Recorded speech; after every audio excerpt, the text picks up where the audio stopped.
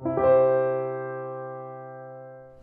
Morningstar, I'm Jeremy Glazer. Our Director of Economic Analysis, Bob Johnson, thinks that last month's inflation data was some of the scariest he's seen in some time. Here to talk about that and some other recently released economic data is Bob Johnson. Bob, thanks for joining me. Great to be here today. All right, let's start with this inflation report. The headline number didn't look so bad, but you said you look under the hood and there's a lot to be maybe a little bit afraid of. Yeah, absolutely. I think on a month-to-month, people are saying, oh, no big deal. It shows maybe we're a little weak even. It showed a decline of 0.2%.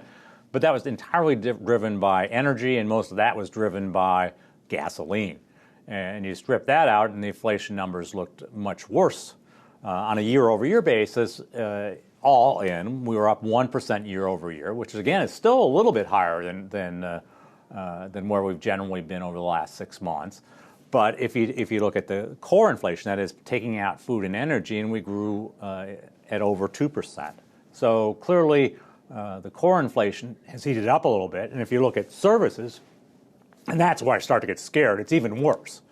Inflation there was up 3.1% year over year. Part of that healthcare and a number of other issues we could talk about, but the services inflation continues to accelerate. So what is driving that services number? Well, certainly a lot of it's healthcare related. We mentioned last month that both drugs and hospital stays were up a lot. We were hoping that maybe that was the beginning of the year price increases or adjustments that they're allowed to make, and hopefully they got made in the middle of the month or something. But for some reason, the numbers were just as bad in February with kind of a 0.5% increase in each, which is not a good number. I mean, we had been counting on relatively tame medical cost inflation, and now those numbers look pretty scary. And just one other thing that's affecting the medical cost to the side on a year-over-year basis, health insurance prices are up over 6%. So that's clearly a number that's got everybody a little scared and feeling a little uncomfortable.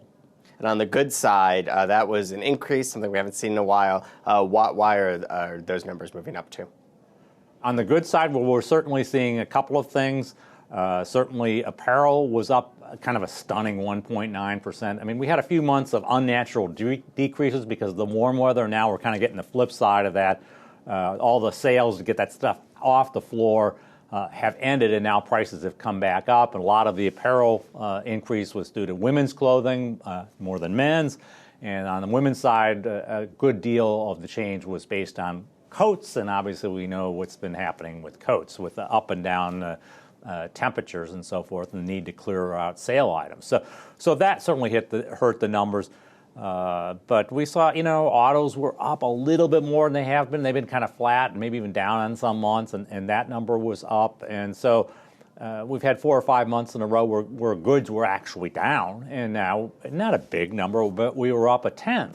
And the bad news is that, if you've kind of got energy in one pile, and maybe that gets worse in March, and you've got goods, which had been negative, kind of now flatlining, and you've got this continued acceleration in services, and it doesn't paint a very good picture. I mean, it seems to say that inflation is due to go up again. So if you look at the potential for inflation getting worse, do you think the Fed has kind of dropped the ball, that they're really going to be caught flat-footed, that the inflation numbers are going to look much worse than they expect? I think they will. And I think that, they probably haven't had the time to kind of pull apart all of the numbers to kind of see what's going. I think they implied maybe the one thing that they might see that I'm not looking at is that maybe the healthcare doesn't stay as bad as it's been, and maybe this clothing and coat thing kind of passes through the numbers a little bit. But I really do think that it's heating up, and certainly when they prepared everything, I'm guessing they probably didn't have this morning's CPI data right in hand to look at how much services inflation was really up, which is really got to be quite a concern of theirs, and I think they'll have to act sooner than later. And I think the bad news, as we've mentioned, is that the gasoline prices were up a lot in March, what we've seen so far at least, and that implies that that's not going to be helpful to the CPI calculation, that it's going to be actually a small increase to the CPI in March, which when you add up the ever-increasing services problem and relatively flat goods prices, and now even a little energy inflation creeping in, that's not great news for next month's number, which comes just before some of their meetings. So turning now to industrial production, the headline number on that was down, but you think that might miss the big story there? I really do. And again, I think we've said for a long time that manufacturing, until everybody kind of got adjusted to the lower energy prices and some of where the dollar was at the very beginning of 2015, say since April or May, industrial production has kind of been flat and has on the manufacturing side and has hardly changed at all, and maybe some small increases. When you look at just the manufacturing side of industrial production, we're up 1.8% year over year. And keep in mind, for all of last year, we were only up about 1%, and the long-term average is 2.4%. So we're not obviously having a recession in the manufacturing sector. It's actually all these stories about, oh, the dollar and it's ruining manufacturing. No, it's actually holding its own, and I think that's a very important message. Granted, the headline number was negative because, again, the weather. February went again back to a warmer than normal winter, and that depressed utility usage. It declined 4.4% in the month.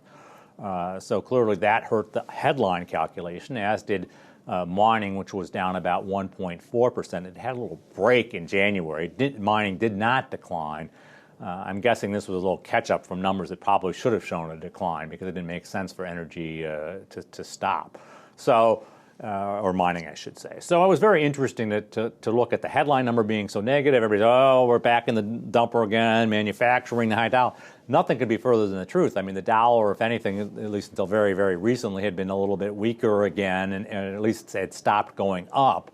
And certainly the raw manufacturing data had been looking better. So I think the people that are characterizing today's minus 0.2 headline numbers back in the dumper again just aren't reading their notes very carefully. And then on retail sales, you said that report was disappointing. That one was disappointing to me. I think that we had a small decline. We had some revisions. The overall numbers just weren't what they probably really should have been. Although you look at the pattern over the last 3 months, and we had December, when you strip out the autos and the gasoline, we were up 0.5%, and then we were minus 0.1, and now this month we were plus 0.3 on the specialized basis. And there's no clear pattern, and it's relatively healthy. But my only concern is that we've been for months harping on this deflation theme, and you can't evaluate retail sales until you have the CPI report.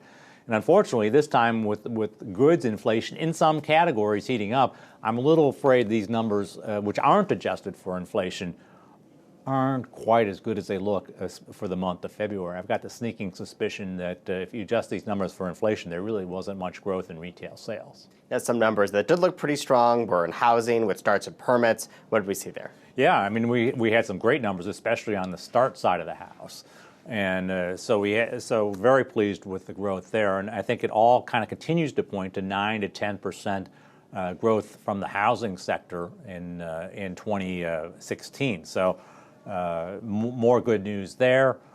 Permits and starts were at about the same level after months where permits had been way ahead. And this month the starts played catch up, and we had a really nice month in starts, which we love to see starts because that actually means jobs and people and whatever. Permits are wonderful because they mean good stuff in the future. But now we've actually got the employment and the use of goods that will come out of that. And again, the one few bright spots in the retail sales report was actually building materials. So people are not only building new homes, but remodeling their old ones. Bob, as always, thanks for your analysis. Thank you. For Morningstar, I'm Jeremy Glazer. Thanks for watching.